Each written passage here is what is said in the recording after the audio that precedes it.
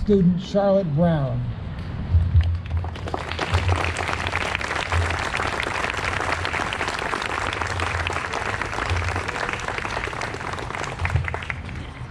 Where's the check?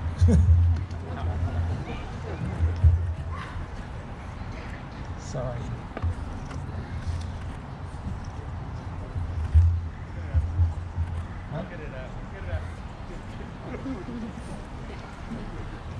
Hello everybody, I just want to say thank you to the American Legion for having me here. This is such a wonderful opportunity and I'm so happy to see everybody here today. So I guess I'll start. This is what Memorial Day means to me. A soldier charging into the face of chaos. A medic stitching a wound through gunfire.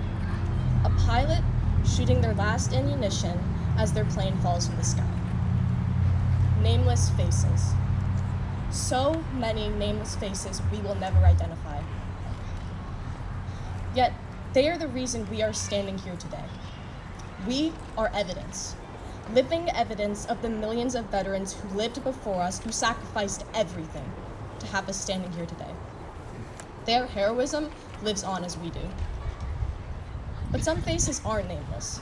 Some of them are friends, family, ancestors decades back who aren't here today. Yet, their stories are. And the stories are what keep them alive. Stories we tell every year on Memorial Day. I have a few stories I'd like to share from veterans who called Rye and the greater New York area their home. Charles A. Batten was born in Rye on April 19, 1896. He played the violin and sang in the choir. He once received a Gold Cross for 4 years of perfect attendance at Sunday school. A little less than a year after enlisting during World War I, Batten was killed in action on August 26, 1918, near Arras, France, after the Germans had been forced out of the city. Ruth Landon was born in New York City, New York. She was killed in a shell fired on the Saint-Gervais Church in Paris, France, in March of 1918 as World War I continued to rage on. Winona Martin, YMCA volunteer from Rockville Center, New York, was also killed in a Paris air raid in March of that same year. John Jared McCarthy, whose name you can find on the back of the pamphlets that we've been given today, was born on February 6, 1921, and lived on 41 Grapple Street, the very same street where my family has lived for over 10 years. John was an officer in the U.S. Army Air Corps during World War II. John was a pilot. He flew a P-51 Mustang and was stationed in Italy.